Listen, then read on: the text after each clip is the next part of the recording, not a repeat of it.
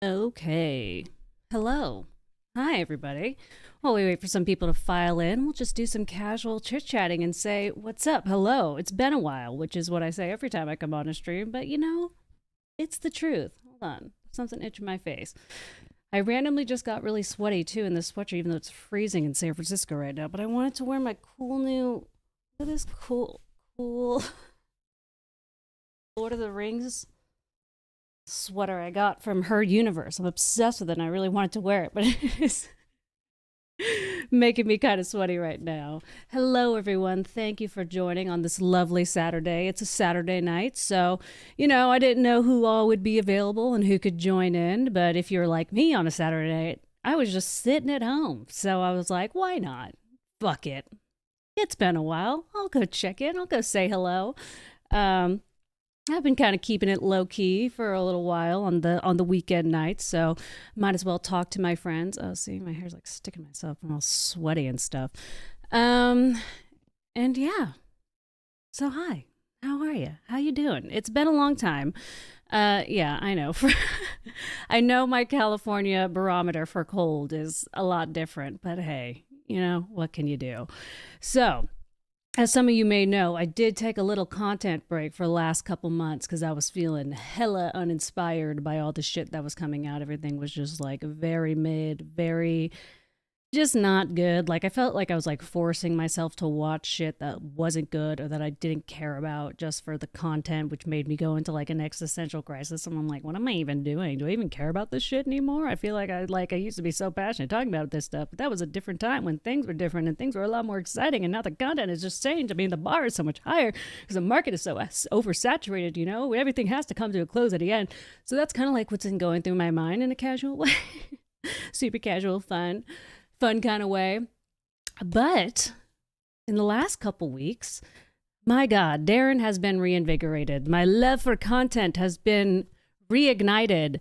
So I thought I'd just talk about some of the stuff that's come out recently. I mean, maybe at the end, however I'm feeling, we'll kind of go into some of the stuff that I've missed. Depends on if I watched it. I think I pretty much watched everything.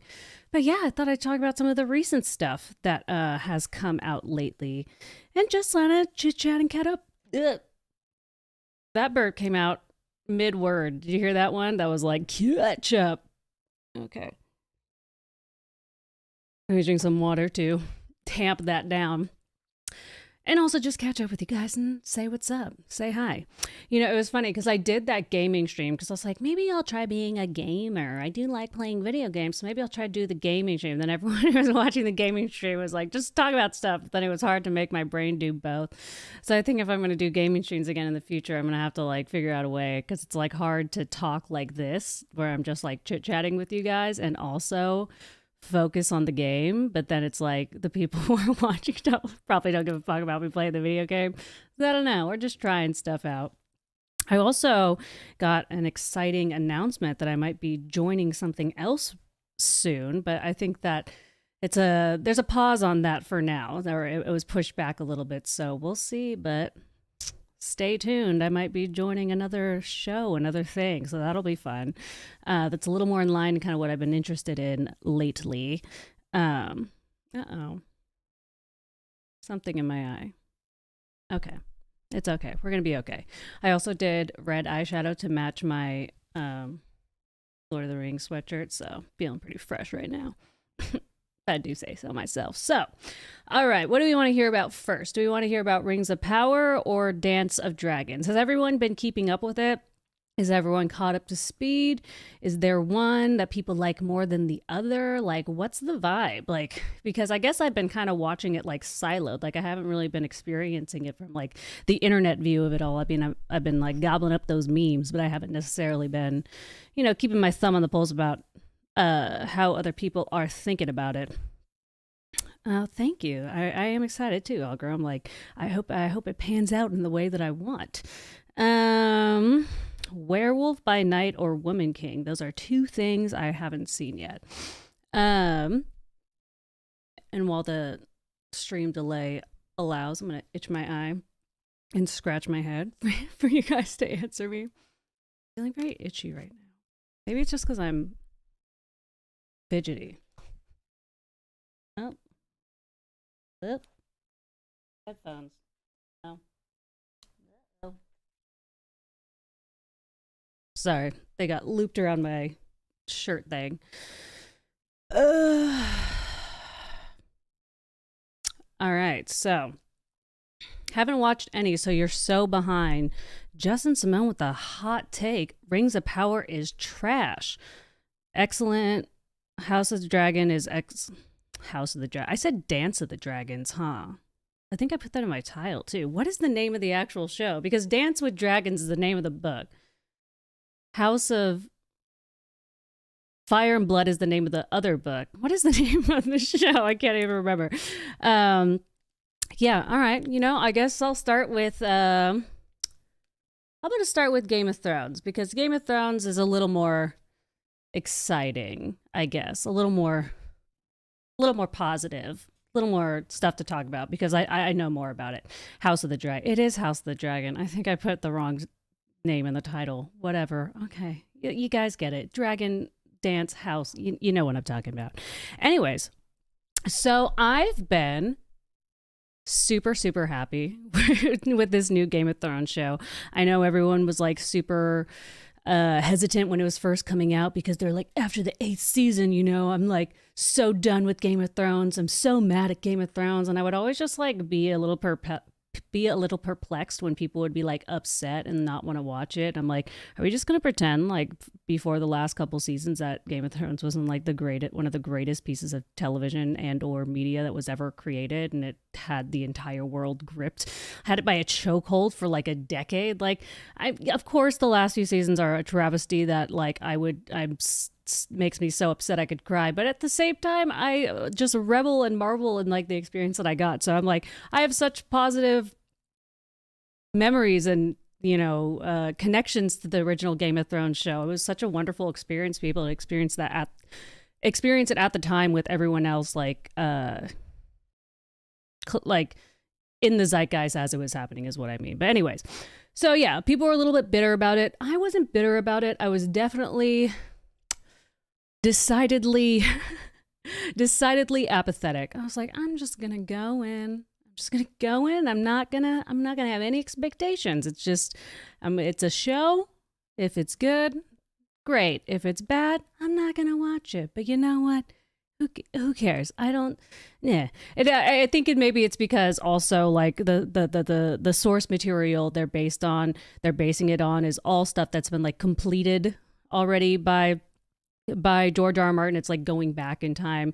And so there's no added anxiety and pressure of that, where it's like, with the original Game of Thrones show, everyone felt so precious about the ending because they were like, oh, this is a sign of what's to come in the books. And like, and so there was this added pressure on it. But this one, it's like, it's already fucking done. So it's like, it's a lot lower stakes. And you know what?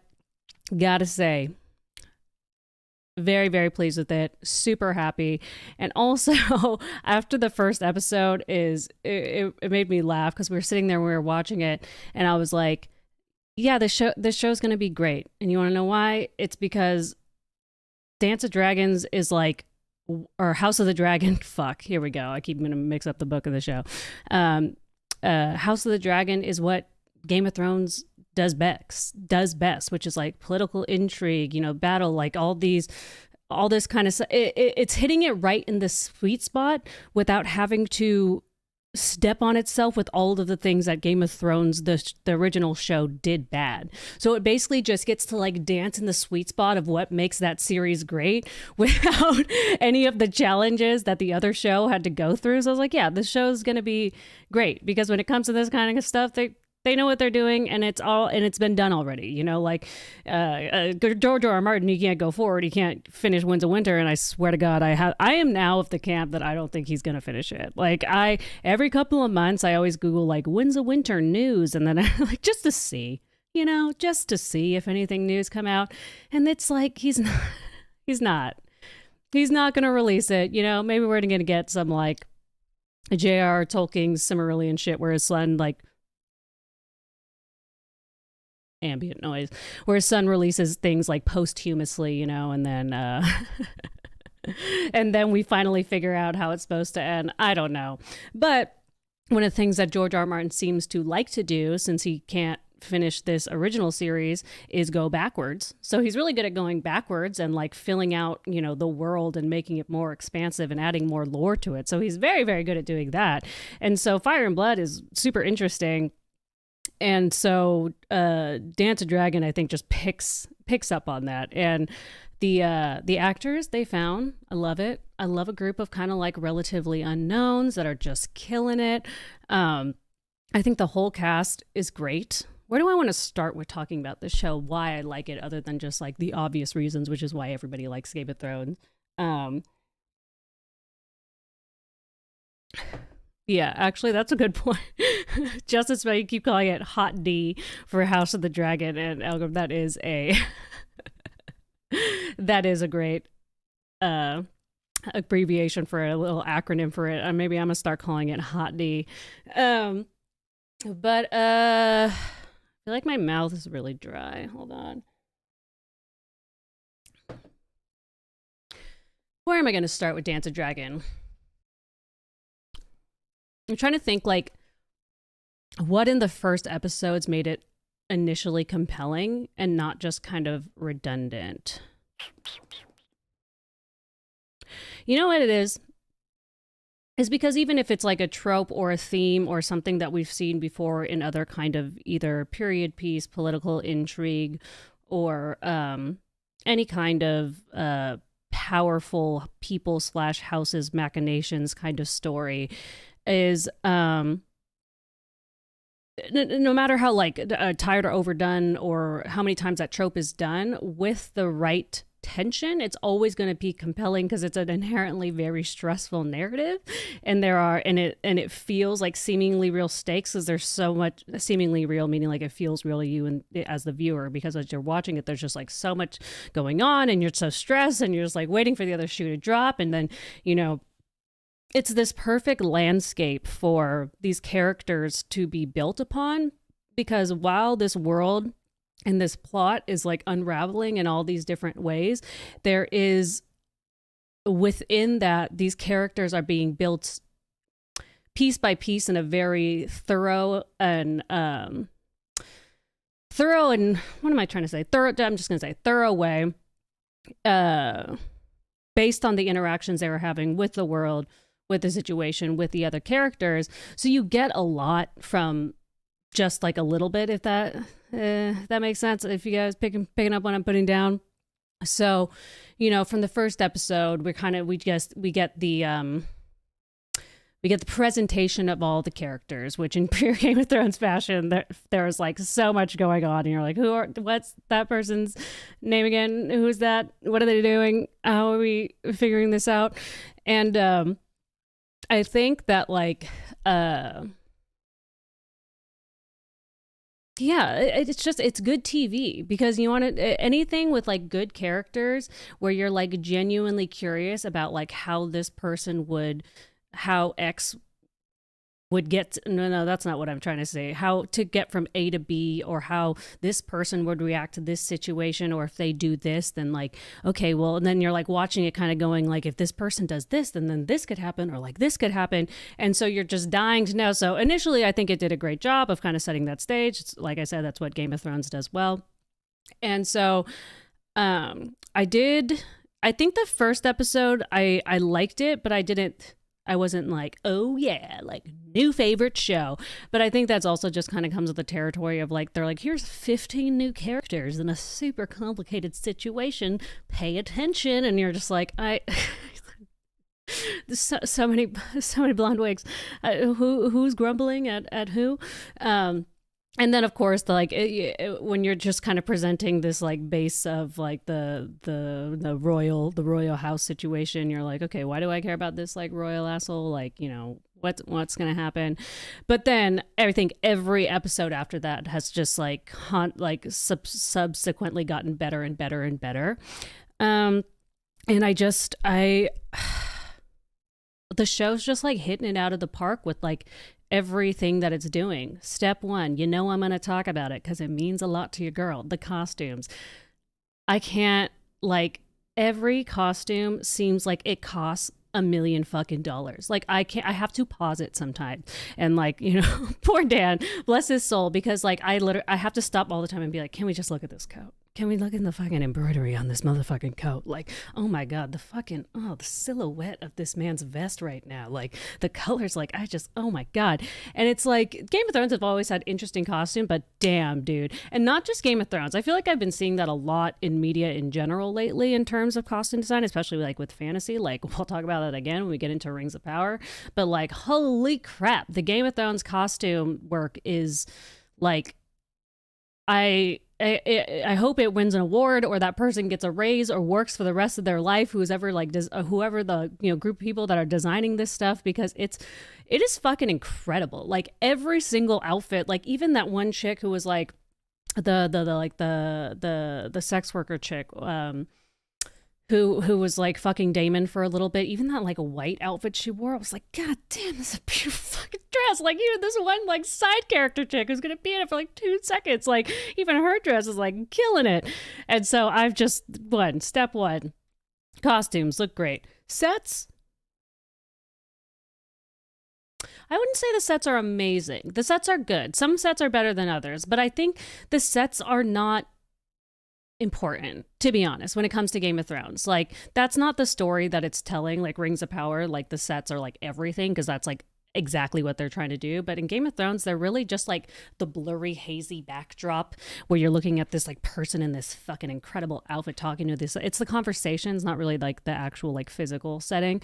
When it needs to be, they do it, but for the most part, it's just like a blurry backdrop. So it's not that super big of a deal. But actually, when they were in Driftmark last week, the room they were talking in was dope. It had all of these like sea details in it. That was really cool. So yes, sets also good. And then what was I gonna say? Ooh. And I think I saw Justin bring this up earlier. The writing, I've been super impressed with. I'm like, I like it a lot. And I gotta say, I'm like, I think I'm like very biased here, to be honest, because like political intrigue / like Game of Thrones style storytelling is like my favorite kind of storytelling. Like my favorite kind of books, like my favorite kind of TV shows, and my favorite kind of movies. Like I like reading historical fiction. I don't know why I like reading about war, but I just do sometimes, but I can't help it. So like I really love the political intrigue stuff. So this is just like buttering my biscuit. So I'm definitely very biased here, but I do think the writing in this is super interesting, very well done, very concise and like effective in when it needs to be. Sorry, I just got like a brain fart in the middle of my sentence. God, there's some standout moments that I'm trying to think of, but like, man, there's like definitely I'm trying to think of this isn't really a standout moment, but man, dude, you really like it really does put you in that setting when you're like when they're having all those fucking like, and that dude Laris, the dude with the cane, and he was like talking to Alicent. I remember like me and Dan were just like, can you imagine this being your fucking life? Just like talking to people like this all the time. Just having to like everyone's always like talking in circles around each other, where I was like, no wonder fucking Viserys is out here like fucking building out his minis collection and like loved Otto Hightower so much. It's like, the one, him and like Otto Hightower and Dame were probably like the two dudes in the world that he could actually like have a normal conversation with, that wasn't like, my lord, the sun is setting on this day, how auspicious. Like it's just he could finally talk normally. We're like, God, that's so, he just wants to sit in his, he just wants to sit in his room and show his teenage wife his toys. Like, let this man live. But yeah, that they do a really good job of the whole like dancing around in circles conversations. But I also feel like and I think this is attributed to the actors as well, so maybe we can track this. So like writing and the acting has been like fucking incredible this season. I think I don't know why, but my favorite, I think it might be my favorite scene, just because it was very emotionally stirring, and I was like, I rewound it. I was like, that was a good one. That was great. And it was when Otto Hightower, the old hand of the king, is like yelling at his daughter Alicent right before he's like leaving, and she's like, when she's still young, and he's just like, like, you need to prepare Aegon to be king, like, and like screaming at her, and she's like shrinking back like a child and just like on the brink of tears, and he's like shaking her, and he's like yelling at her, but it's like so desperate, and it's so, I was just like, oh my god, this is like, that was the like fucking, nominations for that. That was incredible. They both like, very gripping, very stirring, incredible performances by both of them. One of my favorites of the whole season. And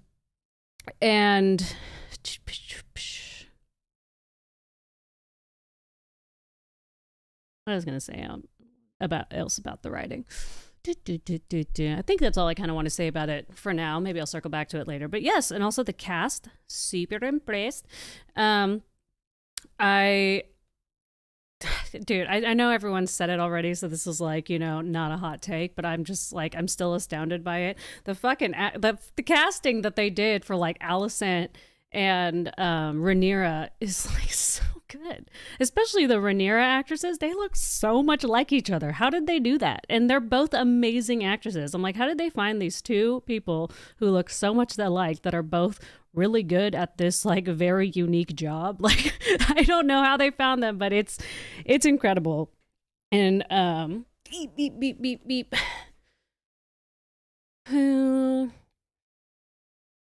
I gotta think Viserys is doing such a good job of just playing like the pained and tired, like, he's just a mellow guy.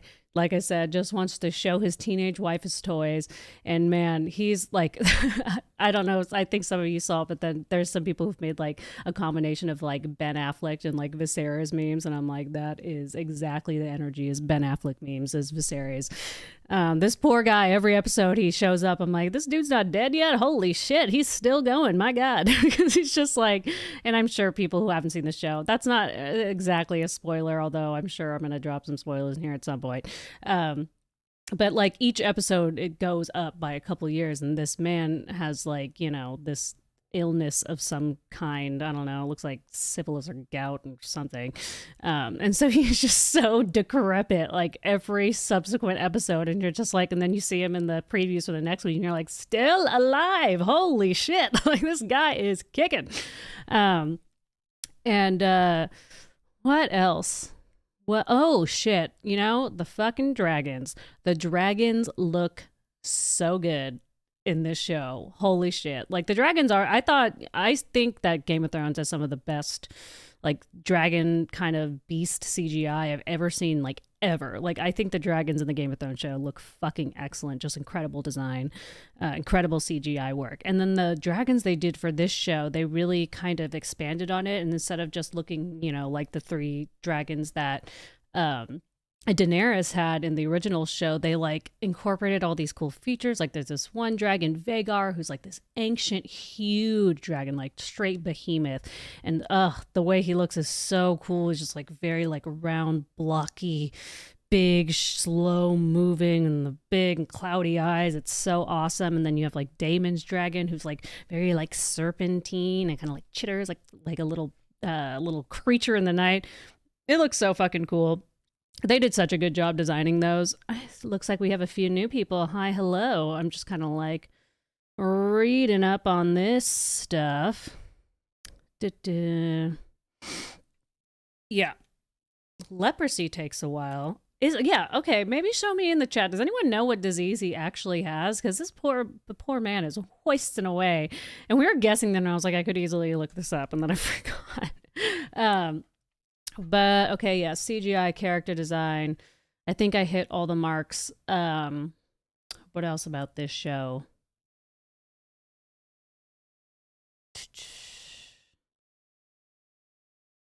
I was gonna, I think I might be kind of wrapping up my thoughts. Other than that, I think probably just gonna point out a few things that I liked, and yeah, I just think overall this show is really doing a really good job with creating sufficient tension, and it's moving very fast. Like it's going through the years very fast, and like I know that was like a big a big complaint people had about the original show. I had the same complaint where they just like rushed through it when they had all this content. They should have just like taken their time, all that stuff. I totally agree. I don't think that is the case for this show. Like, I genuinely think they're doing the right move. I think the pacing is incredible. I think the time jumps are very appropriate, very apt. I think they're getting a really good amount of story. I don't feel like I'm like missing out on anything by these time jumps they're doing. I really, really enjoy it, actually, because it is like it's a show about like, they talk about, you know what, actually, another side note, I'm going to do a quick diversion.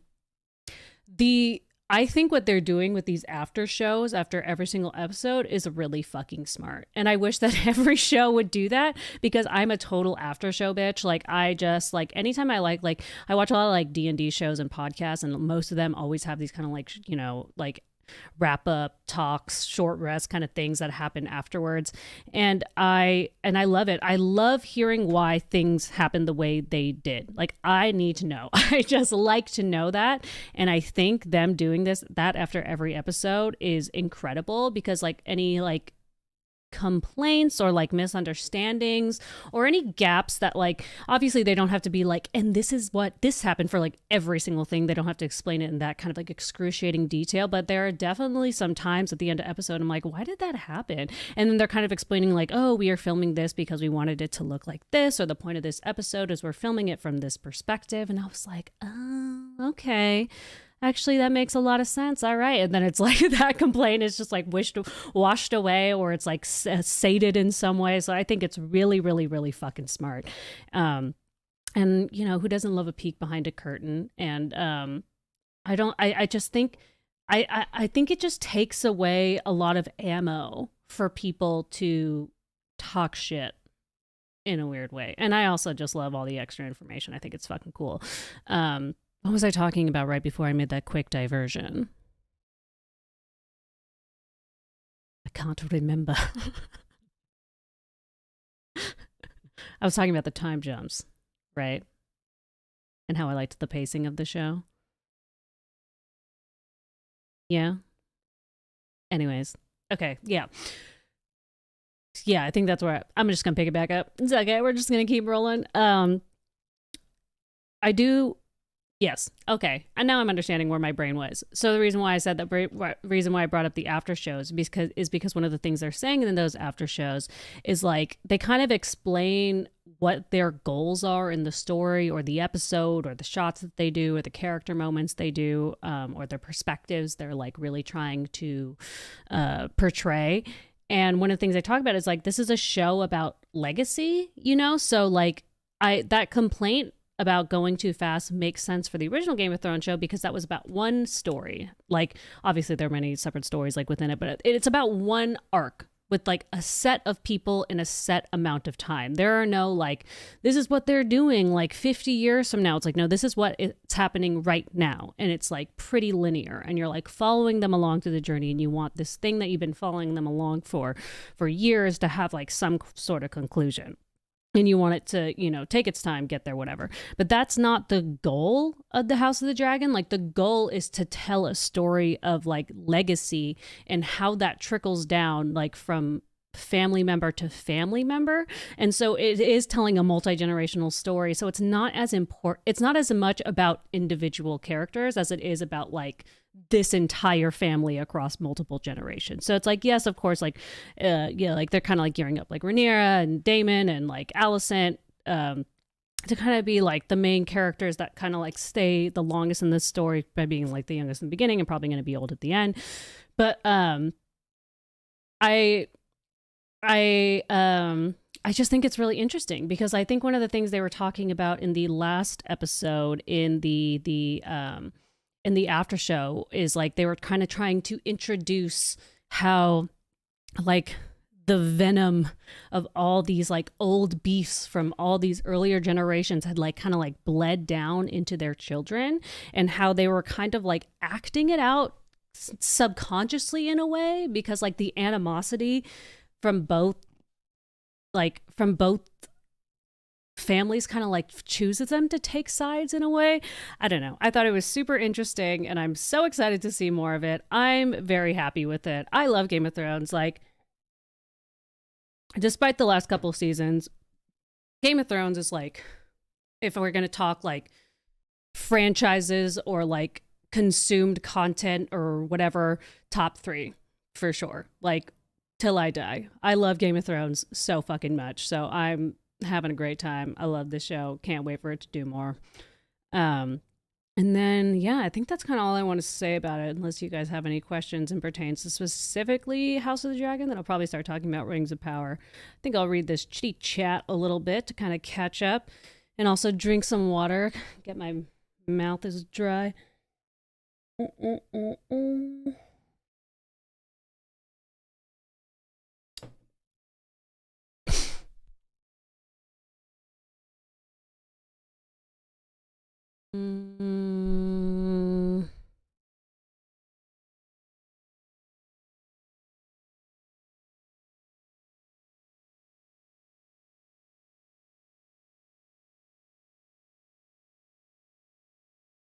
All right, cool. Oh my God, yes, David Jonas.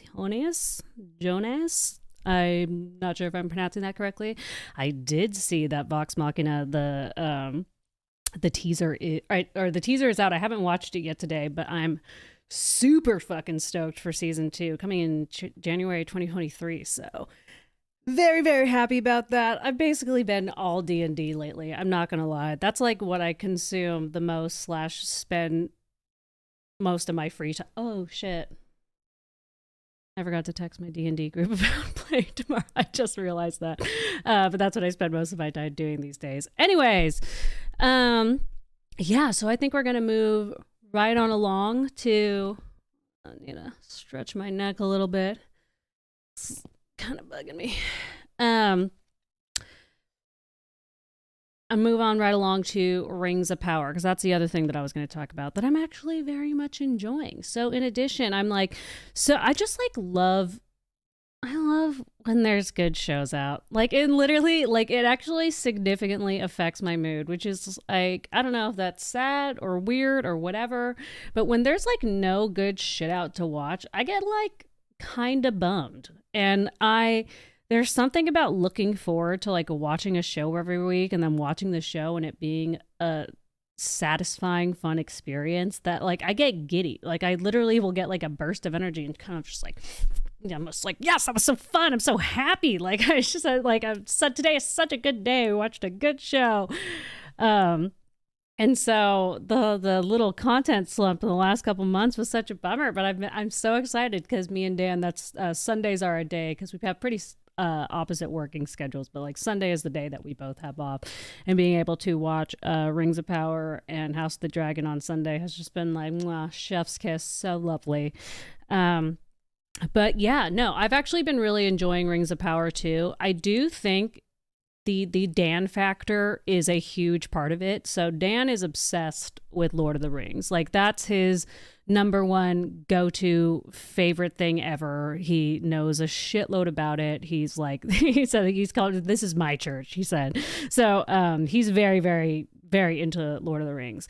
And having someone who knows a lot about, you know what this is actually reminding me of?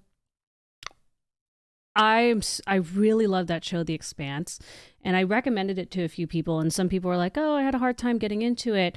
And when I was watching it with Dan, he was able to like give me just enough info in the first couple episodes to like keep me hooked and to like make things make sense. And so I was like, you know what, I do think that really affected that. And then like kind of once I got over that hurdle, I was able to like really be in it. And similarly with this Rings of Power show, like being able to pause and just like look at him and be like, what is that supposed to mean? Or like I'm like, well, why is there a long zoom in on this thing? Like, am I supposed to care about this? And so having him give me all like the supplemental info was super helpful. And you know, he basically he's like, this is a show made for Lord of the Rings like nerds, like Lord of the Rings simps. Like it's honestly not for the general public. So I think there is kind of a like some kind of gap. What is the phrase I'm looking for?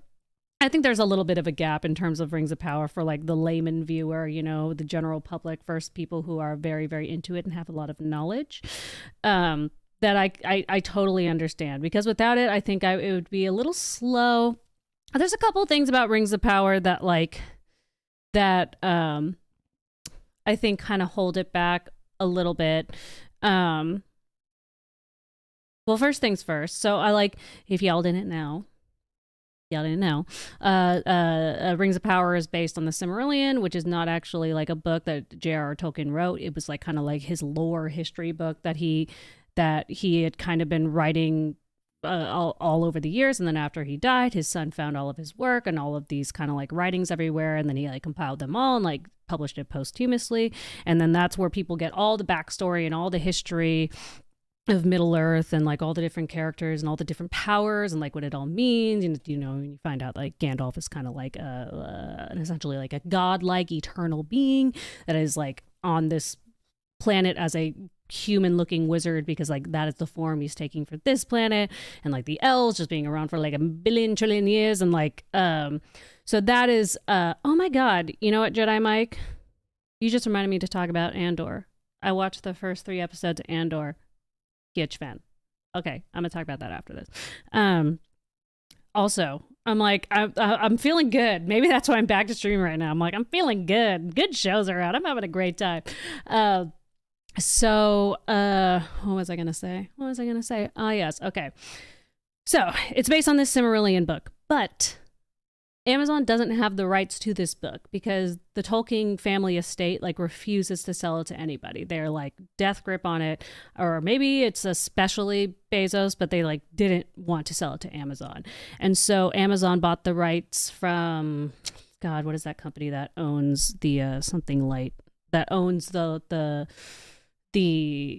Lord of the Rings rights from the original movie. So basically Amazon bought those rights. So they're able to use the, like, you know, the likeness and the characters and the names of people that were already in the original Lord of the Rings franchise movies, like The Hobbit and the original trilogy, but they can't actually use anything from the Silmarillion. So it's kind of like a show about the Silmarillion, but they can't be like too exact, you know what I mean? It's kind of like it's akin to, you know, when the MCU pulled in Wanda and Quicksilver, but they like couldn't say the word mutant, so they had to like find some other way for them to get their powers, but they like could not say the word mutant even though they are mutants, that kind of thing. So oh, thank you. I'm glad to be back. Happy to see all of you.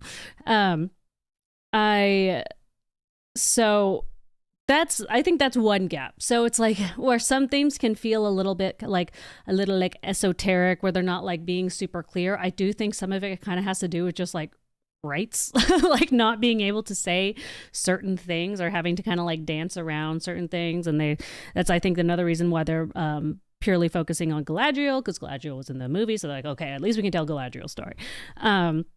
Another thing is very slow.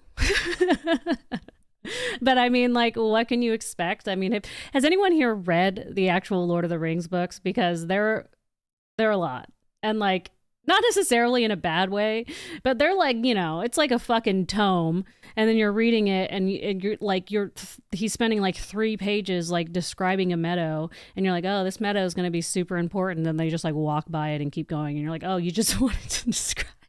You just wanted to describe it better. Okay, word. Yeah, sure, sir.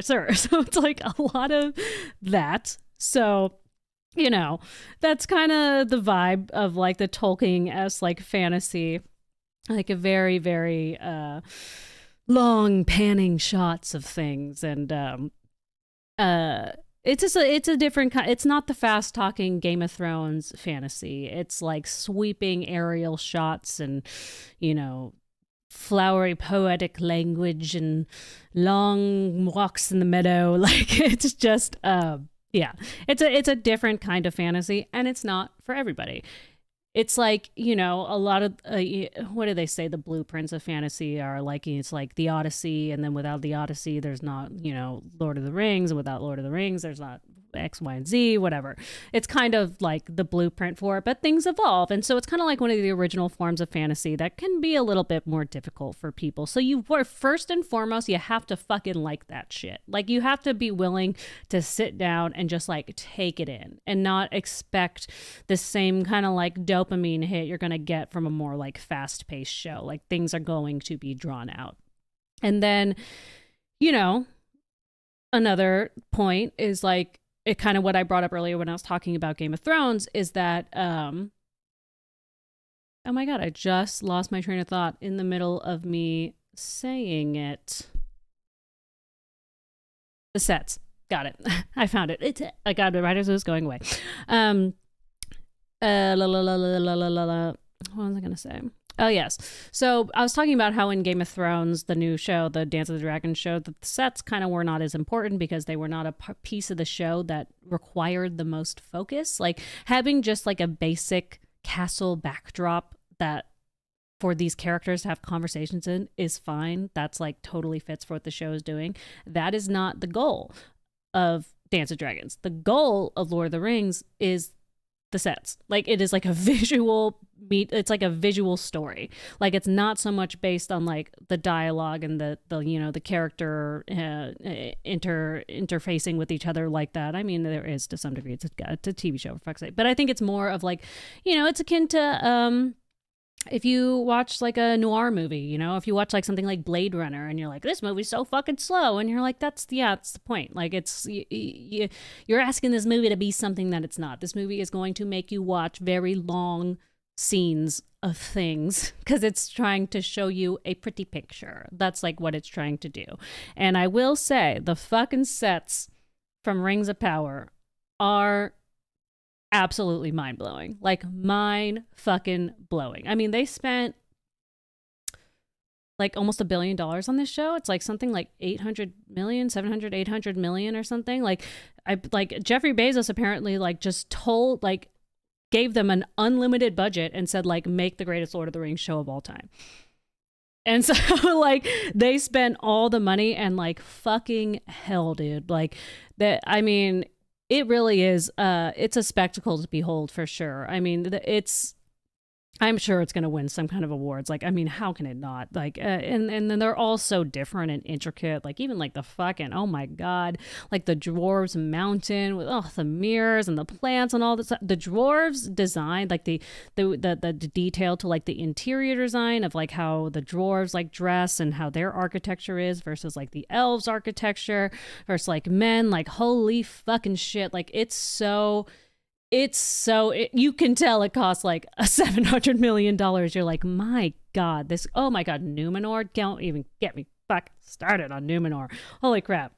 And the costumes are even just like the props, like holy, like they were having some dinner one time in like one of the elven forests or whatever. And this like whole table, there's like this table with these like beautiful like carved trees and these lights and all these fucking, it was so, I was like, this set is like incredible.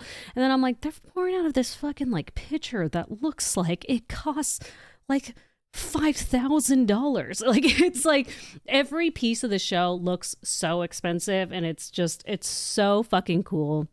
It's just, it is a great piece of fantasy in terms of like, just imagine, that's fantasy, right? Like imagine if that was the world, if that was just what you were walking around in, like if you had magic in addition to like, you know, human thought and innovation, like, oh my God, the wonders you would make. Like it was just, oh God, it was so fucking beautiful. It is so fucking beautiful. I can't get over it. And like every feckin' outfit the Queen Regent of Numenor wears like sends me. Like I was talking about this one in Game of Thrones. Like I'm someone who really likes fucking costume design. I can't help it. I love it. I pause it. I talk about it. I'm just like I have to be like I can't focus until we talk about this dress. Like I can't focus until we talk about this headpiece. Like I just like look at this crown she's wearing right now. Look at this armor. How long do you think it took to make this fucking armor? Like it's gilded gold. Like I can't, and it's like not even just them. Every fucking soldier, every fucking extra is in like the most ornate fucking outfit you've ever seen in your goddamn life. Like oh my, even the elves who are in the Southlands with their fucking like ent armor that's like a carved tree face in their armor. You're like, what is this, dude? Oh, thank you, StrikeX34 for the super chat. I'll get to She-Hulk later. It's a She-Hulk comment. But no, the fucking costume design is like out of this fucking world. Like, oh my God, you know what, Jedi Mike? I need to I that like there are a lot of times when Dan and I just like pause the show just to kind of like take everything in. And like honestly, when the Harfoots, like the little hobbits people, when they first showed up, I was like, whoever does not get raise, instant raise. Everyone who designed these sets gets a fucking raise. This is so cute. It feels so real and warm, and I just love this use of like practical sets and how their wagons like always they'll always like camouflage them based on like the setting they're in, and their cute little headpieces with like the little cottons and dandelions and like twigs and like dried berries in it. It's just like every setting is so unique and so well done and well thought out and just like a piece of art. Like everything is a piece of art. It's really, as a visual experience, fucking incredible to watch. I was just wow. I really I'm blown away. I'm blown away every time I watch it. I think story wise, I think it's now just starting to kind of like really pick it up, which is interesting because I looked at the amount of episodes it has. And I think it only has 8 episodes, and we're on like episode 6 right now, which I'm just like, but you had no budget. Why don't you just do more episodes? Just do more episodes. I was like, why do you gotta? I feel like we're just now doing stuff. Like, come on. Yeah. And you know what? My thank you, StrikeX24, for the other super chat. I'm gonna come back to all these when I start talking about She-Hulk. But one of the things that my brother made a comment about Rings of Power that I thought was very apt, where he was like, one of the things that he was like, one of the things that Game of Thrones, the original show, did right is in the earlier seasons they just focused on one character, or not like one character, but like the entire, there's like, Game of Thrones is such a complicated world with so many characters and so many moving parts and just such a big story. But they're like, but basically the entire first season is about the Starks, and you're just following this story. And then like there's a lot of characters in the show, but they're more like every character is like interacting with the Starks almost as like side characters. And then from there, after you establish that, then they start going and like spreading the tendrils into all like the million different stories. And I was like, that's actually a really good point. That's really fucking smart. And just kind of like hooking you with one really compelling story, and then like once you're in it and once you're in the world, then you just like want to know about everybody else. Then like you bit the bait, and you're hook, line, and sink, synced. I don't know. And so that was one of the things I was noticing when I was watching Rings of Power, where I was like, I wish they would just kind of finish one storyline. Because like my brother and I were talking about it, I was like, that's a really good point, because like they're telling the Harfoot story, they're telling the Dwarf story, they're telling Galadriel story, and they're telling the Southland story, and now they're kind of doing Galadriel and Numenor, but they never quite, like, it always just feels like you're getting like you're just getting edged, like they're just edging you but not in like a good way, where it's like they never kind of come to like a satisfying conclusion for one part of that story. You're just getting like snippets of a bunch of stories, which is kind of hard to follow and not as compelling of a narrative. And so and then I think that was kind of one of the things I noticed in this like most recent episode. It was basically all about the Southlands, and they kind of just like tied up that story, and it was a great episode, and it was super interesting. And I was like, yeah, I think this is kind of what they needed to. I think they should have introduced everybody in the beginning, but I do think they should have spent more time focusing on individual stories in order to make those stories more compelling before spending a lot of other time on other stories. Yeah. So that's kind of like one of the problems I do have with it, because it can be kind of slow in a bad way narratively. I mean, and the writing also got a lot better. I feel like the writing in the first episode, I'm not gonna lie, I did not think it was good. And then like it's also funny watching with Dan, who's like obsessed with Lord of the Rings, because he just like cannot be objective about it. Like he just gets like wounded every time I criticize, and he just like knows. He's just like, I can't be objective. I'm gonna love it. I can't. Lord of the Rings simp. Like what can I do? But. And he was just like we were talking about because I was just like, the writing in this in the first episode, I was like, is not it. Like that fucking metaphor that her brother said about something sinking. I don't know. It was just all very mid to me. And then he was just like, and he's like, that's Lord of the Rings style writing. And I was like, no, it's not. Like, because like if I think about like the Lord of the Rings movies, like they're talking in very like flowery, poetic language.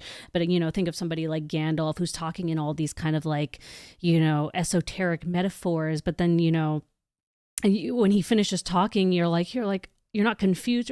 You're like confused, but you're also kind of like, wait, I want to hear more. Like, just like, or you're just like warmed by it. And it's like, you know, they're very concise, but they're also speaking in these kind of like, I don't know, like I'm kind of losing it in the middle here. But what I'm trying to say is like the language in the original movies and like the Peter Jackson trilogy feels very Tolkien-esque, like of the books, like very fantasy, very flowery, very poetic, but at the same time, it's very effective. And so there's not a lot of dialogue in those movies, but the dialogue they do say, I think, does like hit really hard. It's all very quotable. It's all very impactful. It like kind of like, you know, lasers in like what they're trying to portray at that exact moment. And I just felt like that wasn't happening in this show. And he's like, okay, well, this like can't be the movies. Like, you know, this is a show. I'm like, yeah, but they didn't have a budget. It's an $800 million show. You can't get no Peter Jackson level writing for an $800 million show. Hire the best in the world. Like, what do you, no excuses. Like, they can't have like mid-ass writing for the most fucking expensive show that's ever been made. But then it got a lot better. The writing did improve. I wouldn't say it's like the best thing ever, but it got a lot better. And I'm very, very much enjoying the show now. Like, it's been hard to wait week to week. But yeah, super happy with Rings of Power. You know what? Actually, I'm trying to think of other things that I liked about Rings of Power. I really like the way I haven't loved Galadriel's fight scenes. I do like the black dude elf. I can't remember his name. The hottie in the show. His fight scenes were, God, there's this one scene in one of the last few episodes where it's like, there's one where like an arrow goes back, catches it, and then whips it around and like uses it again. And there's this other one where it's this cool shot where he like misses with his sword and like kind of like hits right here on the guy, but then pulls it and like cuts the guy's throat. Like, it's really, really cool. There's some really cool shit that I had to be like, rewind, need to see that again. That was fucking sick. So still very into Rings of Power, still killing it. Very happy with it. Love it week to week. All right, so I think that's it. We did Dance. Guys, nothing in the world is going to stop me from saying Dance of Dragons. We did House of the Dragon. We did Rings of Power. Okay, next, I think there's two other things I want to talk about. I'll talk about She-Hulk. I guess I can talk about She-Hulk. I'm not feeling like... I mean, I'll talk about She-Hulk if you basically want me to like criticize it for 20 minutes. So if you're into that, you just throw me in the chat and let me know if you want to hear about She-Hulk, or I can talk about Andor. I have not watched the last couple episodes. So like I only watched up to episode 3. So these are kind of like initial thoughts. Arondir? Oh, Maria. Hi. One of my besties is in the chat. Oh, hello, Maria. He is very hot. You know what? And also, there is like that I have an unrealistic expectation for all the people in these shows to just like be supermodels, because like the Targaryens are supposed to be like basically look like just out of this world, most beautiful people you've ever seen.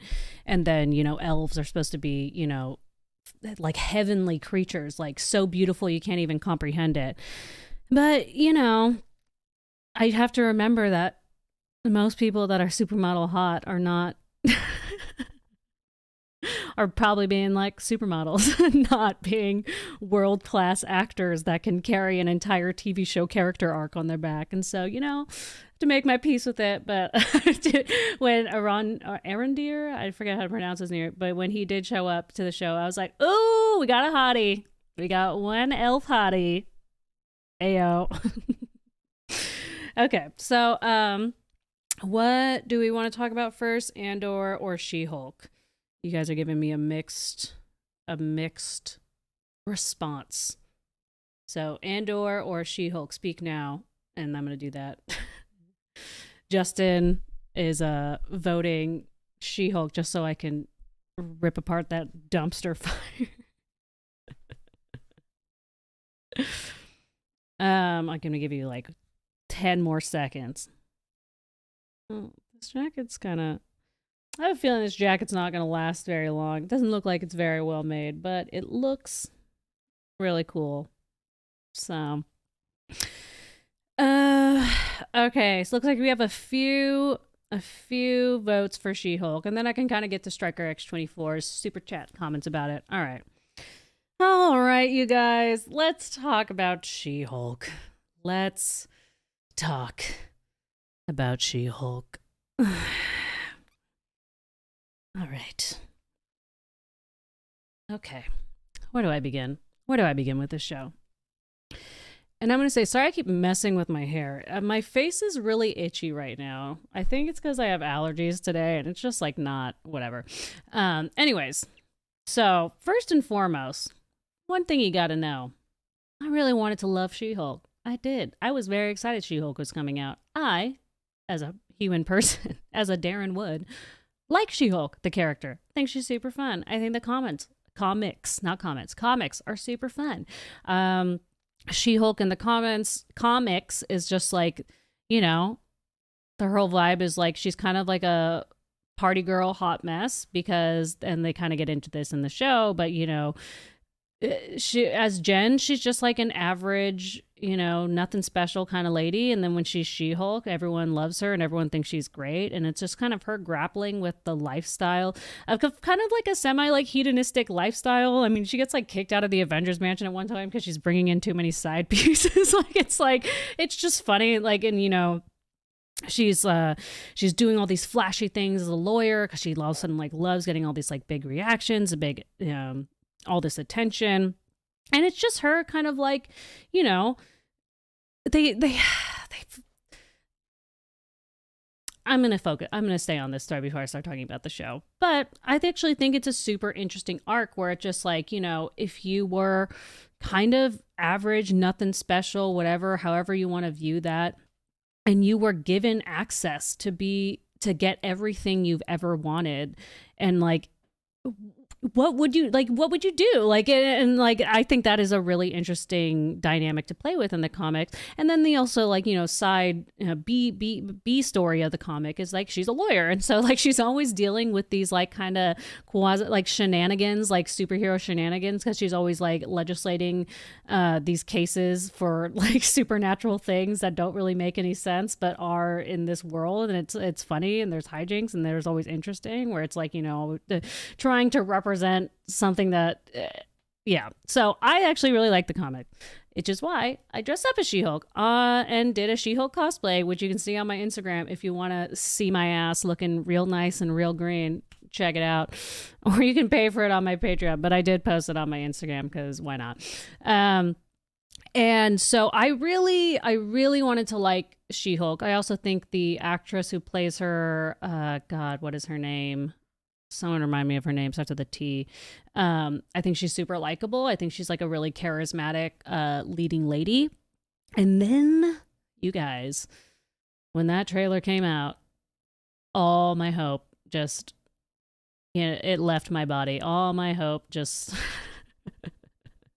And I kind of gave up on the show. Like in my heart, I kind of gave up on the show when I saw that funny, like fucking uncanny valley ass shit. I was like, yo, dude. It was really upsetting when I saw that, because it was just, and accurately so, a depiction of how they were going to treat this show, treat this character, treat this property. Like they just gave it barely enough. And it just, there's a weird buzzing noise coming from somewhere. Sorry.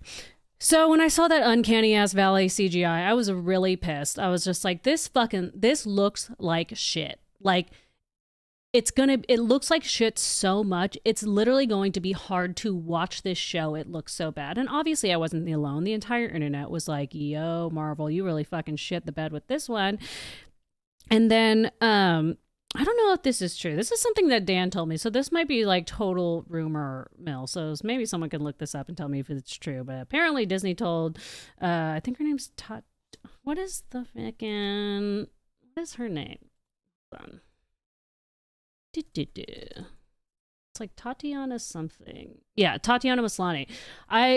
Apparently she was told to stop working out so much because like they didn't want her to get too buff to as playing Jen. I don't know, some dumb shit where they basically didn't want her to actually be ripped. They wanted her to just kind of be like the Scarlett Johansson version of like being strong, which is just like being hot.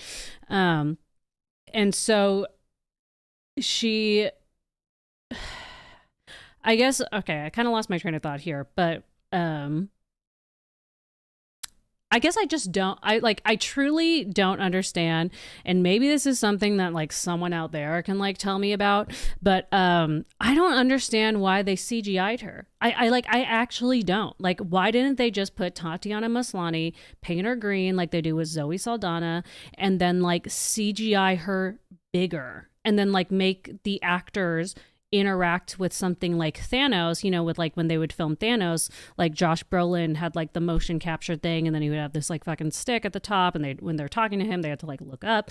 So it's like, doesn't that seem easier? Like, I don't know how I don't know how CGI works, so this could actually be way harder, but to me it seems way simpler to just like make her bigger and then CGI the things of her like grabbing stuff or throwing stuff or hitting stuff, as opposed to like, I don't know.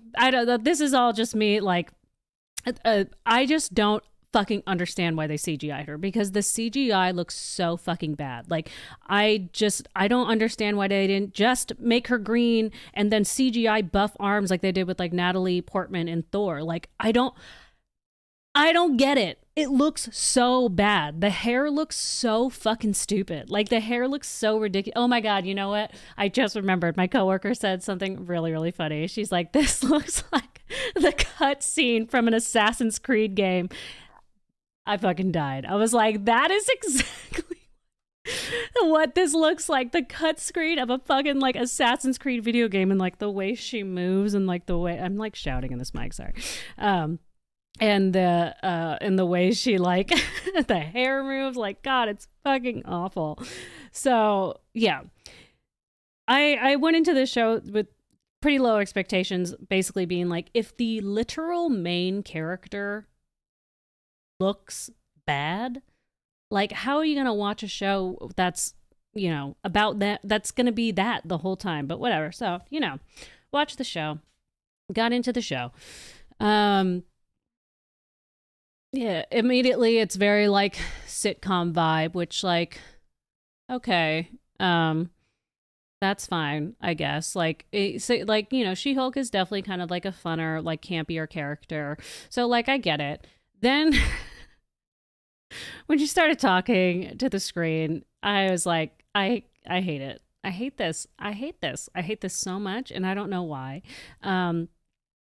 Maybe if the show was better, I wouldn't mind as much or something, but because the show is so not good, it's just, I can't stand it. Every time she talks to the screen, I'm like, this was a horrible choice. I don't know who made this choice, but I don't like it, and I wish it would stop. It's some part of it also kind of feels like a little lazy, because it's like she's like, instead of just like good writing to give you like the subtext of a situation, like she just has to like explain it like exposition style, be like, this is what's actually happening because like the writing's not good enough, so I'll just tell you. And it's just like, it feels real lazy, and I don't like it.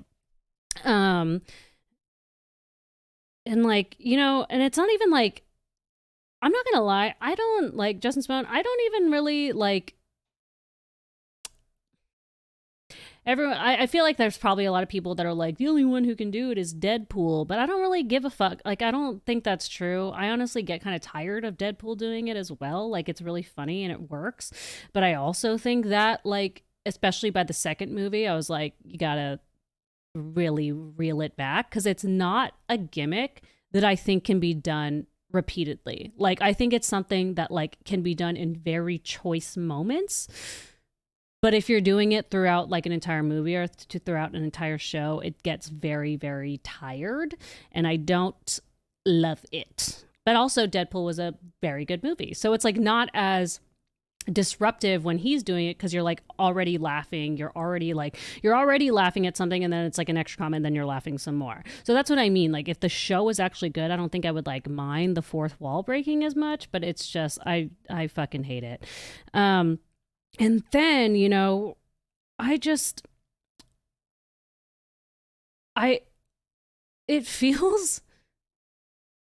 feels like they hate her or something. I don't know. I haven't seen a show this bad in a while. Like, Obi-Wan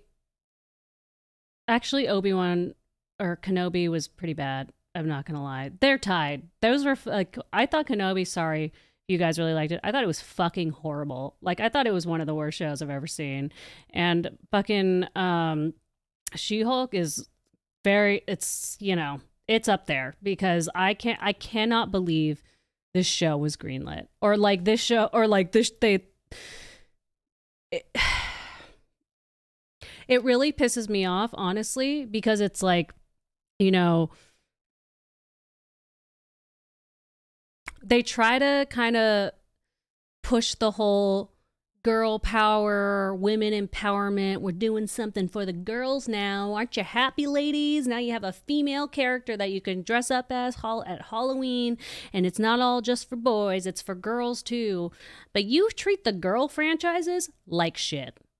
You don't give them two fucking cents, or even a fraction of, like, the best that you can do. That was the best you could do. Like, you guys have all the money in the world. Like, I don't think this is a failure of, like, Tatiana Maslany. I think she's doing actually great with what she's been given. Again, I think she's very, very likable. She kind of reminds me of Gina Rodriguez, not like physically, but like, if you ever watch the show Jane the Virgin, it's a very, very campy sitcom, and it's a very enjoyable show. I actually really love that show, and it's because Gina Rodriguez is a very, very likable leading lady, and it's a mixture of ridiculousness that, like, I think it's like what I think She-Hulk was, like, trying to accomplish, like, what Jane the Virgin did, but it didn't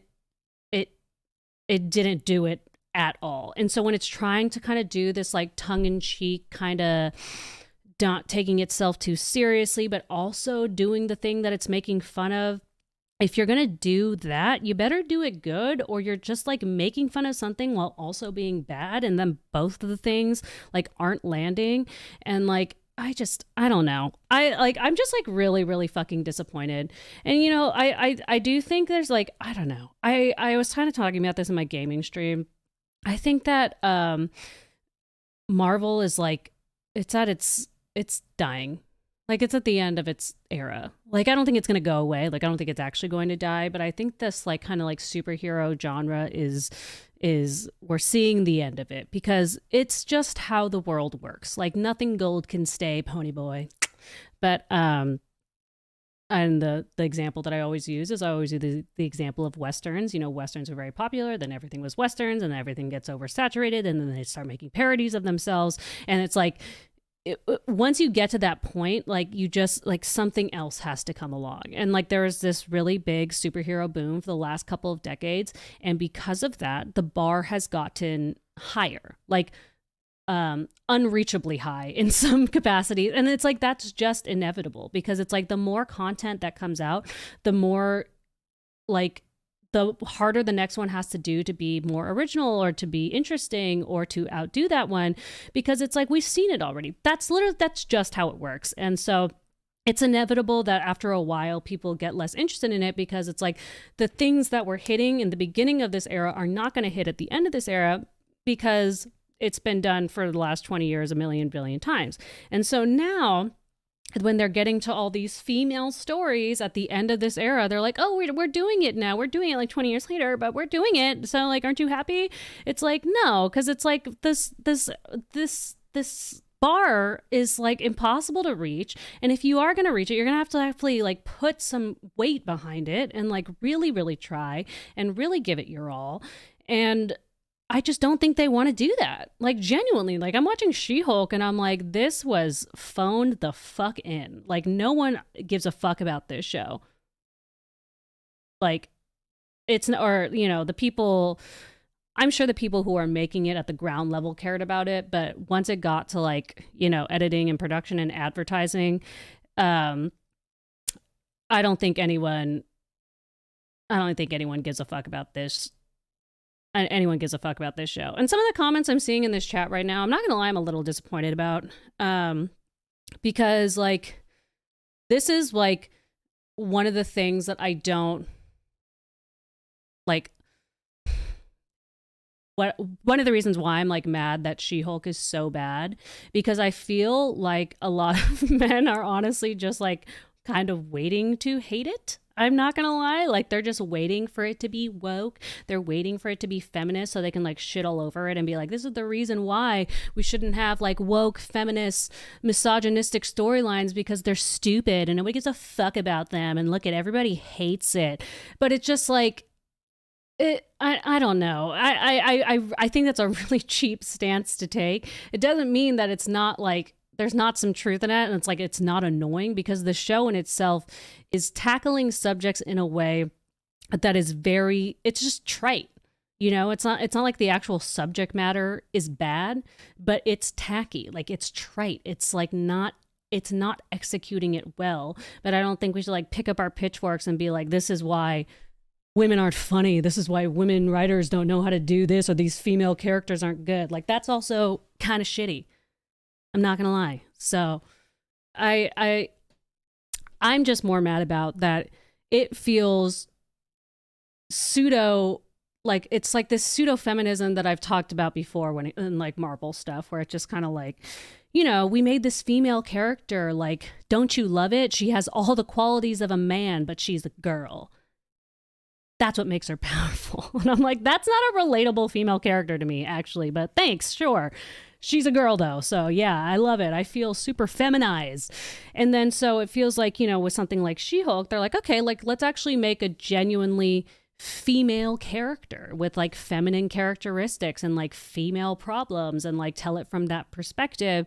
And then instead of, like, actually making it an enjoyable experience where people could, like, enjoy the female perspective in a way that they could find relatable and enjoyable, and maybe see something from a different perspective, it ends up just kind of like making fun of itself in a way. Like, it's a little sad to me. Like, you're just like making this seem silly and trivial, and like giving these people the ammo that they already wanted, which is just like female problems are dumb.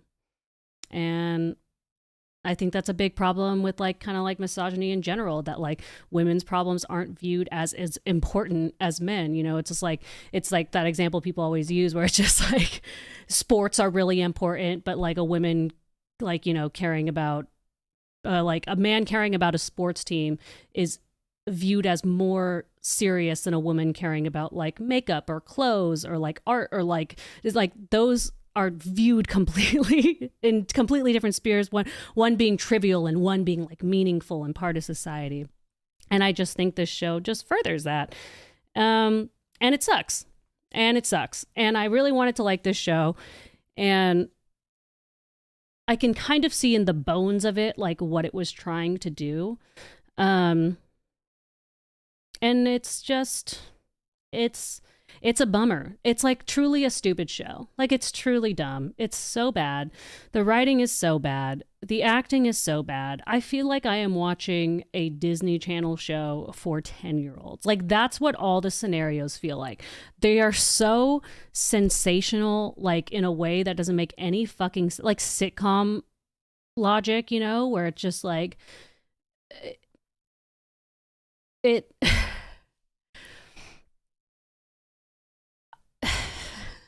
It's just it's a fucking stupid show. Like, I don't know what to say. It's like that wedding episode was so, it was, I mean, okay, maybe I can use this this example in terms of like, you know, a relatable female experience, a relatable like women experience or whatever. Like being a woman who has to go to a bunch of weddings like in her late 20s, early 30s is like a fucking experience, bro. Like when you're like, first of all, being a bridesmaid kind of sucks. I've been a bridesmaid 6 times. Not gonna lie. Like I might say no in the future because it's a shitload of work. It is a lot of money. It's like this weird, and it's this weird pomp and circumstance because like weddings have gotten so out of control. And I think it's because the promposal generation, which is like my generation, grew up and now they're like, we gotta have a fucking engagement party. We gotta have a bachelorette party and a bachelor party. We also have to do this. And we had like everyone, like weddings have just gotten to such like a high production levels because of like social media and stuff. And so, you know, this shit costs a lot of money. Like being a bridesmaid is a lot of work, a lot of money. It's a lot of planning. It's a lot of time. And it's also you're having to like plan and spend all this money and do all this stuff with people you don't like necessarily know sometimes. Like you said, it's like, oh, I'm just a friend from high school. So maybe you're doing it with this person's like college friends or their work friends. And it's all these like clashing personalities or even as something like, have you ever tried to like pick an Airbnb with a group of friends? It's like that, but with strangers. So it's like there are actual like relatable, weird dynamics that kind of make you feel like shit that are an experience like kind of worth poking fun at. And the added pressure of like, you know, being in your 30s or whatever. And people fucking pity women who are single at weddings in their 30s. It happens. All right.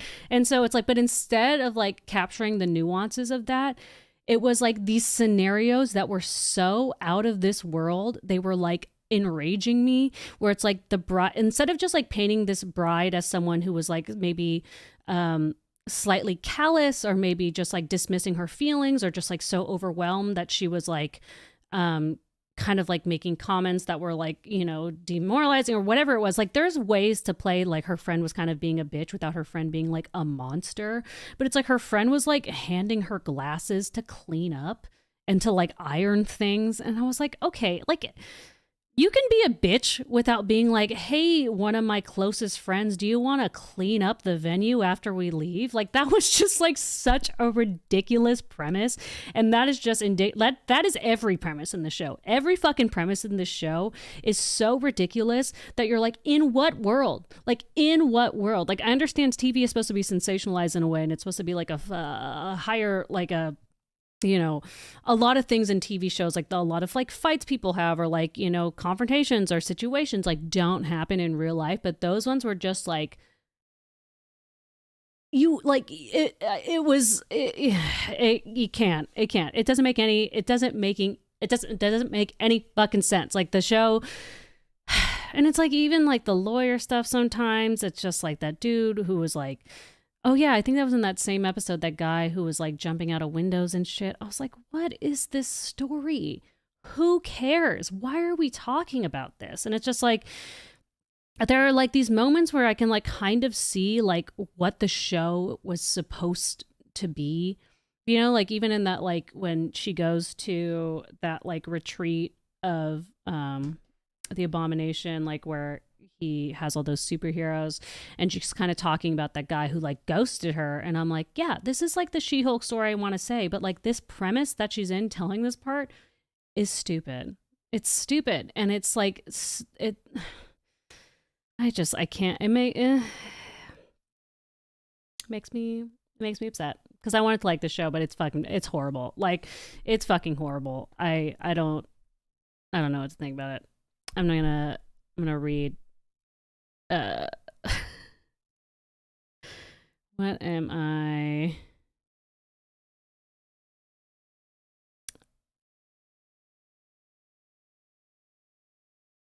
You know what, actually, James Bunt? Sorry, I was like reading the chat right now. I was literally thinking that in the last episode. Her doing property damage is insane for a lawyer. Yeah. You guys all know how I feel about property damage. It takes me right out of a show. I hate it so much. And I'm like, she's a lawyer. Like, she wouldn't, I don't know. Striker X24, she will pounce anyone for a plate of French fries. Is that supposed to be a misogynistic comment about her being sexually active? You better clarify, because I don't like that. I don't like that. Because I think her, like, having a very active dating and sex life shouldn't be a reason why, like, the whole like storyline of like them using, like, that's part of the show where it's just like if she's dating around and sexually active, like, people love to shame women for having any kind of sexual agency. So no, if that's what you're saying,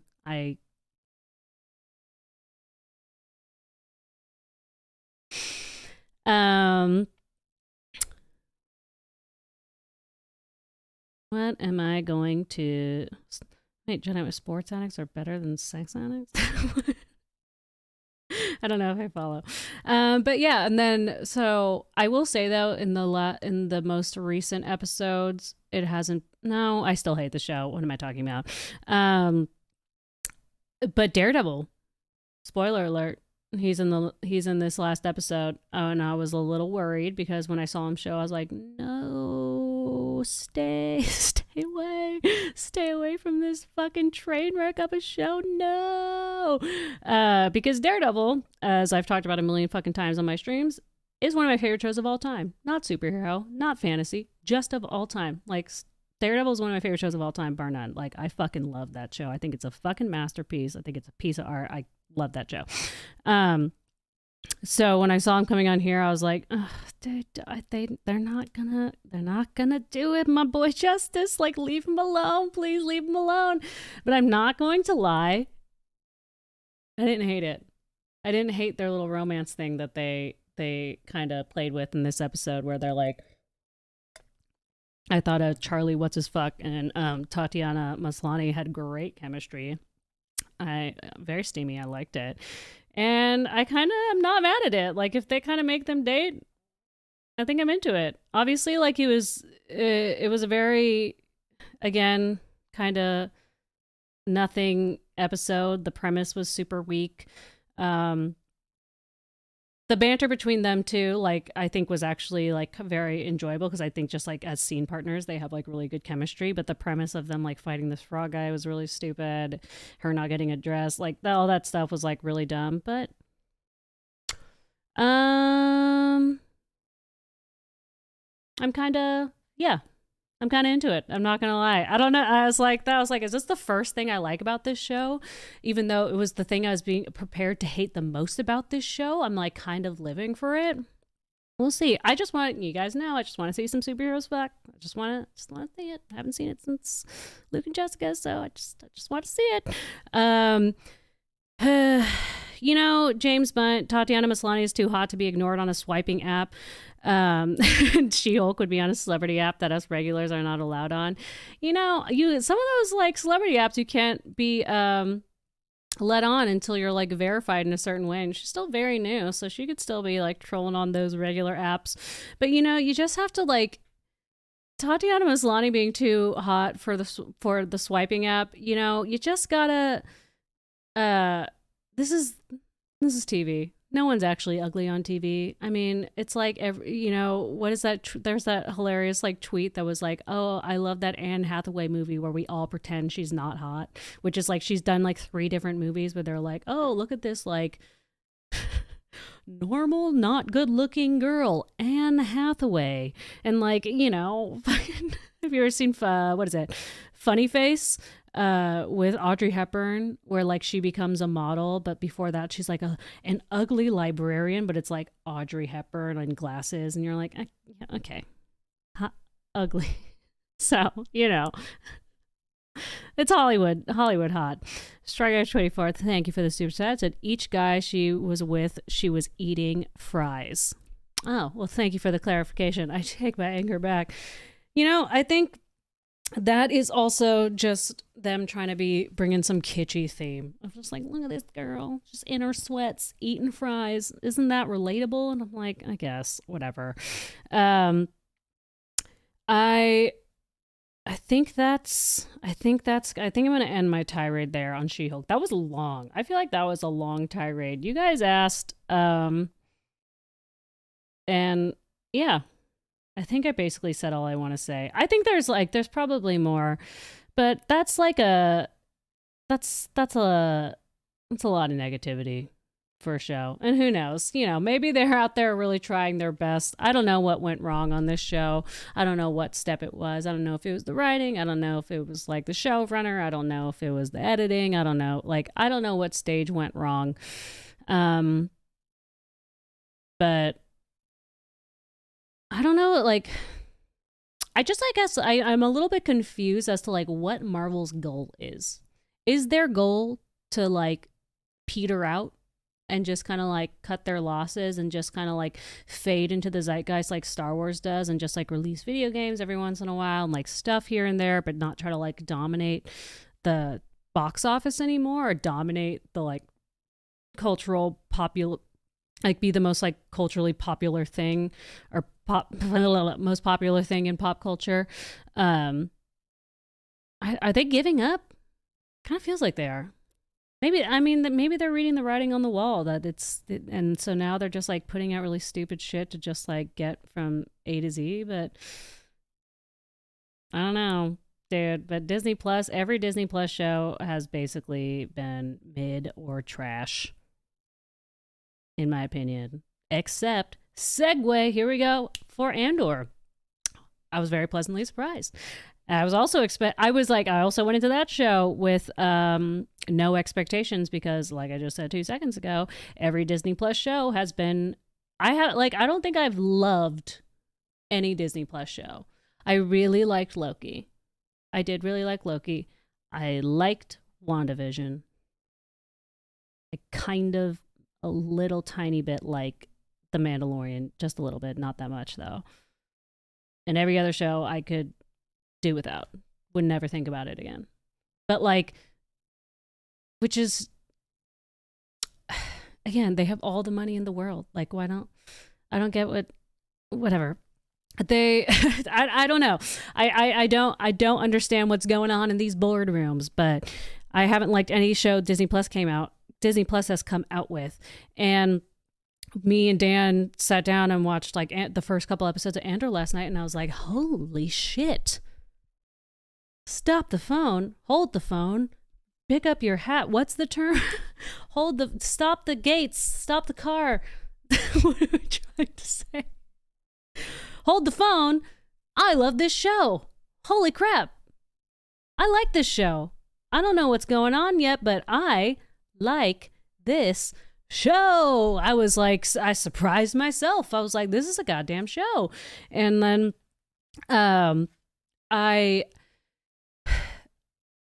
you know, it's pretty obvious, I think, in terms of like, it's the first show that's not just like shitting out cameos left and right. And they're like, oh, what cameo can we give you to distract you from how much we didn't try? It's like, it feels like a real show.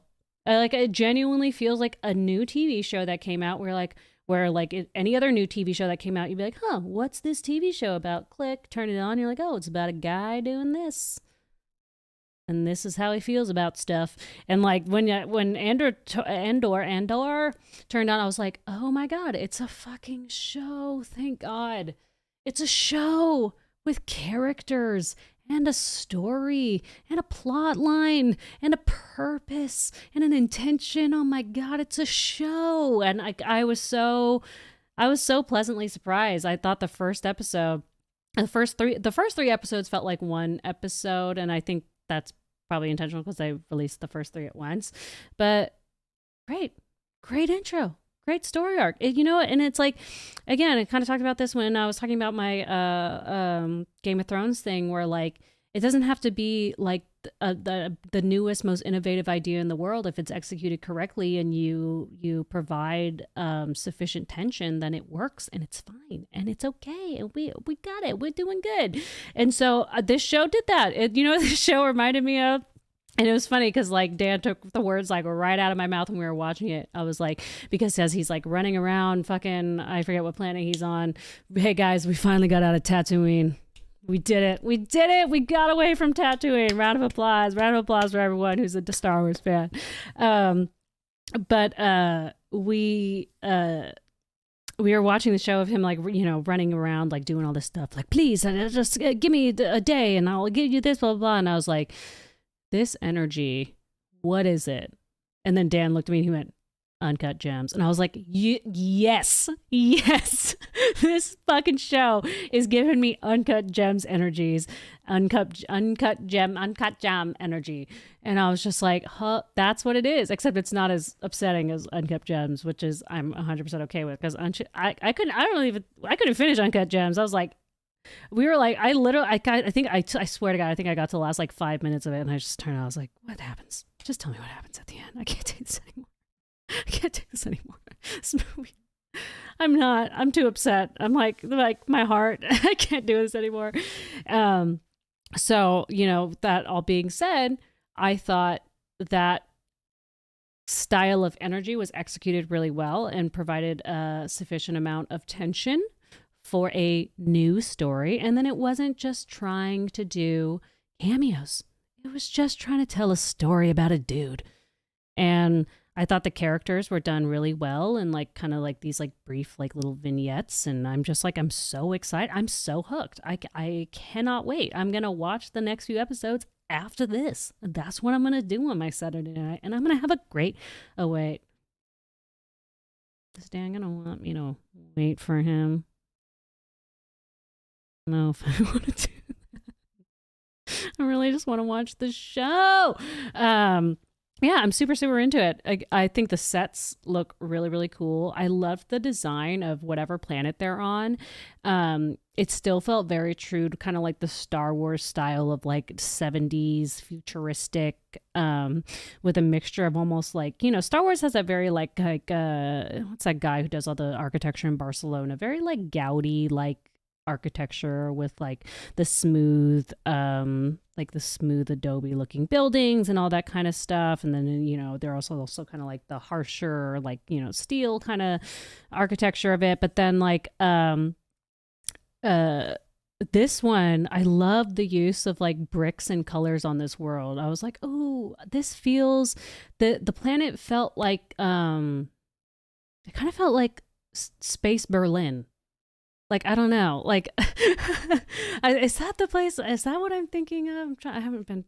I went there so long ago, but it was giving me it was like kind of giving me like older European vibes in the terms of like the arc, but it was still very innovative and like new with like these like beautiful circular arches. And then like, I just loved everyone's like costume, like the use of colors they use in this world. Like they were using a lot of like mustard yellows with like rich, like berry purples. Like it was like, I really, really enjoyed it.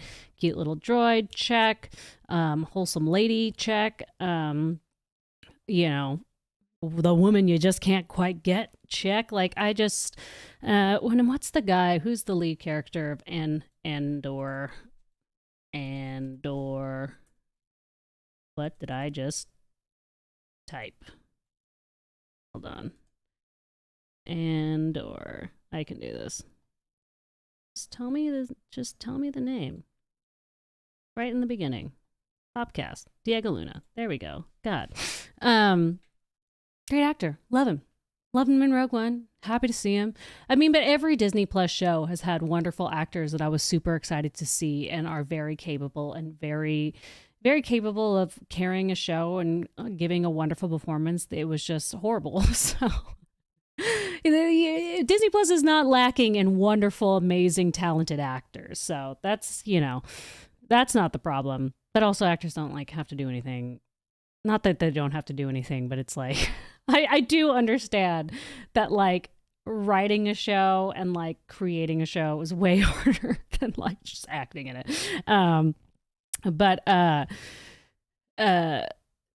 Yeah, no, he was great in it. I'm really excited I guess this is really just kind of like initial thoughts, because I haven't really gotten into the show other than the first 3 episodes, but yeah, I think it really stands on its own, and I'm really excited to see what comes next.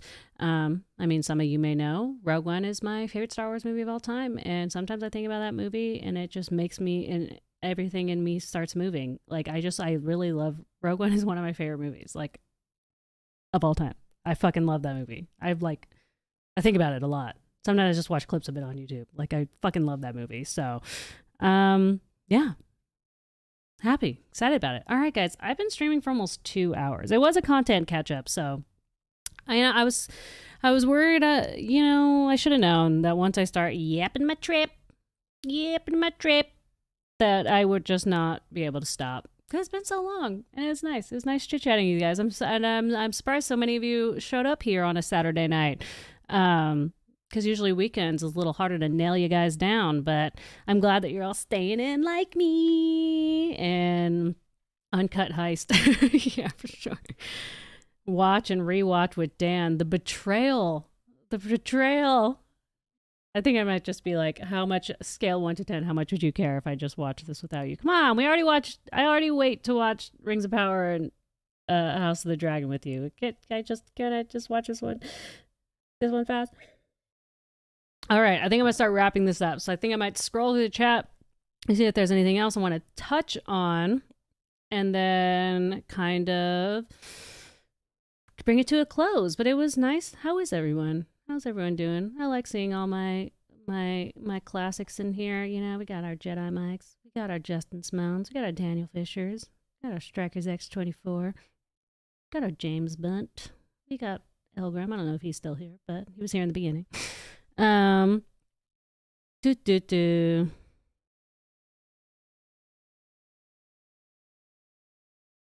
James Bunt. A lot of people compare superheroes to Westerns, but it's a bad comparison because between 1930 and 1954, they were pumping out between 68 to 148 Westerns each year, and they were cheap to make.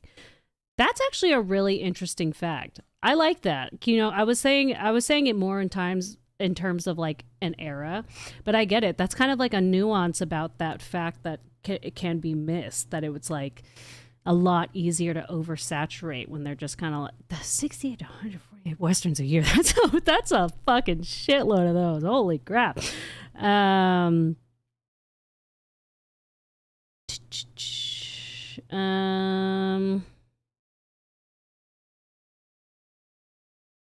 The average, yeah.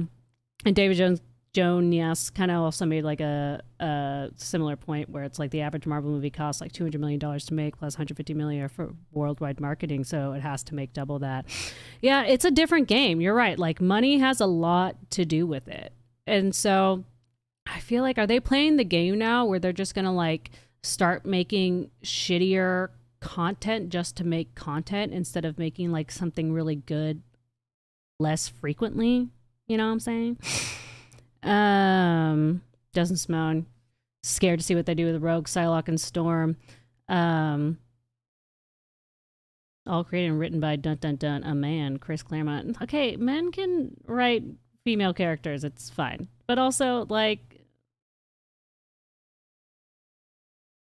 are you trying to shit on female writers right now? I don't know how I feel about this. Funny female writers doing something with I don't like. The only reason why I don't. No, okay, you're saying Louisiana was a great female Marvel writer. Relatability, very important. Okay, yeah. You're just pointing out. Yeah, I don't know. I also feel like that's like a very close to doing that thing where it's like making women represent all women, where it's like, I don't like that. But I don't think that was the point you were trying to make. But it just reminded me.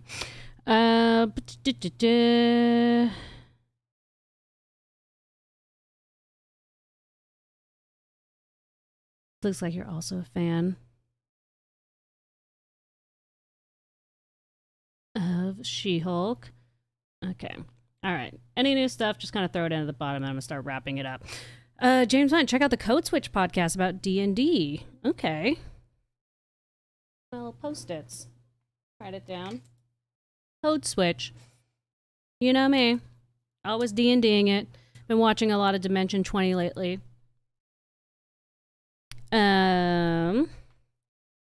Oh, thank you for watching, Daniel Fisher. And yes, thank you, Jedi Mike, Empire Forever. Oh, Maria, you're still here. Love this. I love you. I was with you this last night, and now you're watching my stream. Cutie.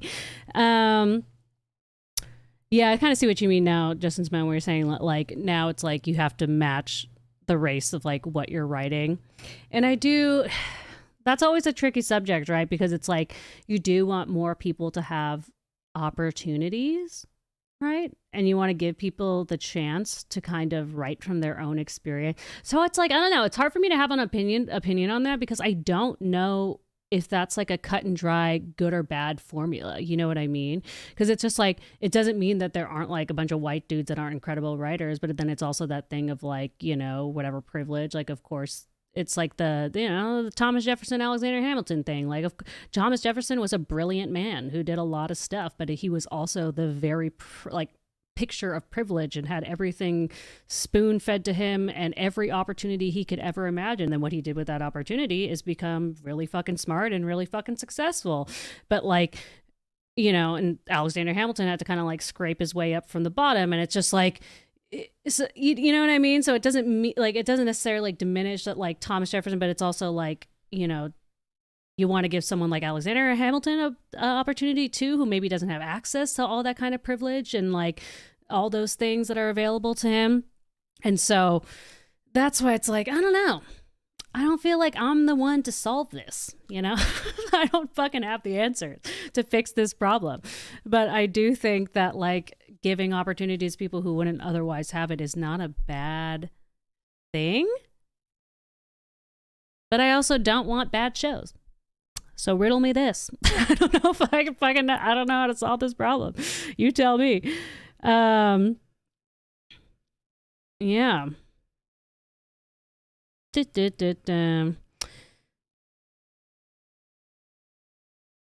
Yeah, you know what? When you're saying like the writers of She-Hulk couldn't write the writers of She-Hulk admit they couldn't write lost scenes, meaning that you think they should have studied them or learned how to create them. I do agree with that sentiment, saying that like if you are given this opportunity, you should do your due diligence to fucking do like be the best you can or give it your all. It was like, honestly, oh my god, I was at this Comic-Con panel like a year ago. I think it was at New York Comic-Con, and it was for Why the Last Man, which, talking about a show, if you want to criticize something for being too woke, that was a show. Whoa, that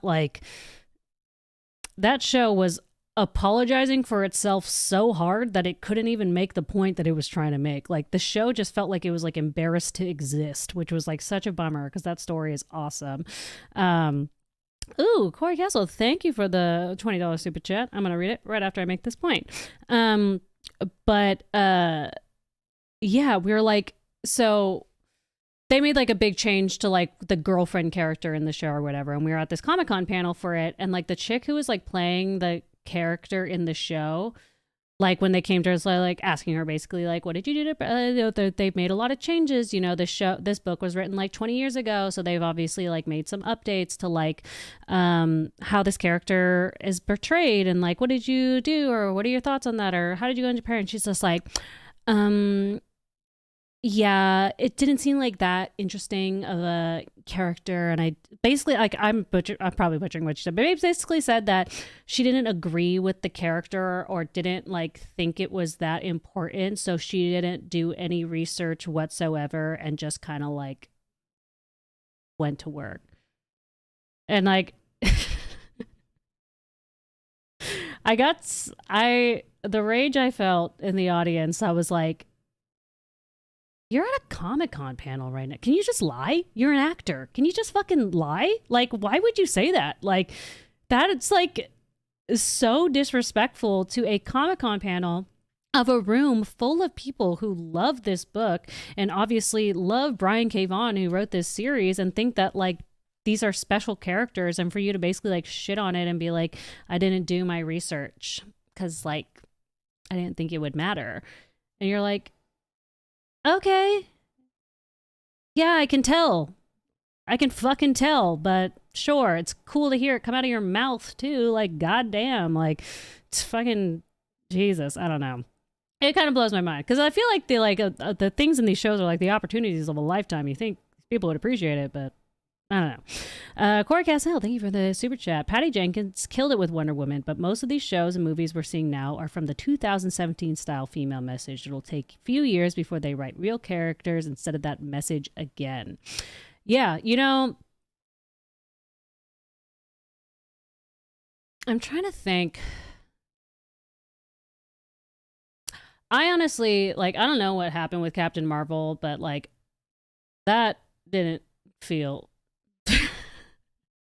I don't know what that was, but that did not feel female. But I'm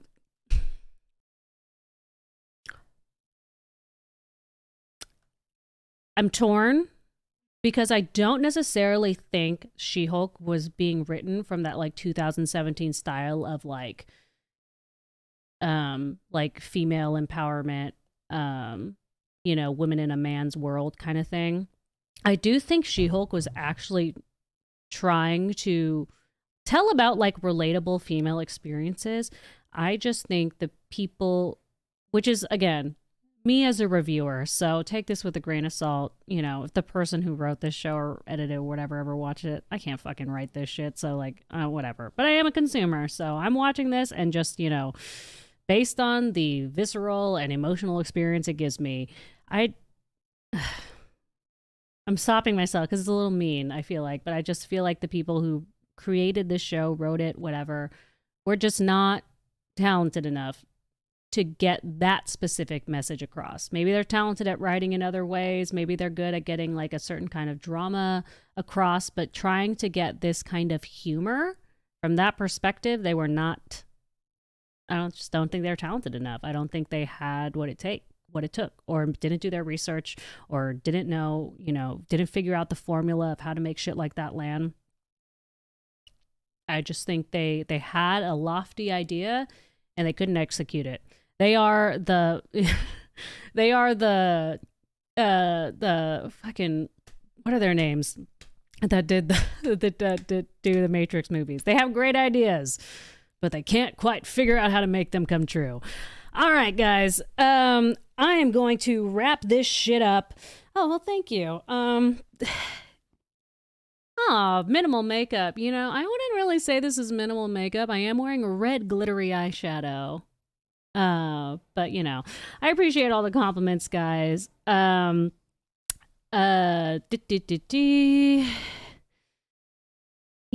right in here saying, oh, well, thank you guys for saying I'm beautiful and complimenting my makeup, because I like makeup and think it's super cute, and I like to make it match my shirts. So when you guys notice, it makes me happy, because I'm like, oh, my eyeshadow? I did this on purpose. So thanks for noticing. All right, I need to get out of here. Yeah. Wonderful Saturday night. The stream went not better than I expected. It was just a lot of fun, and I had a great time. So I will see y'all, and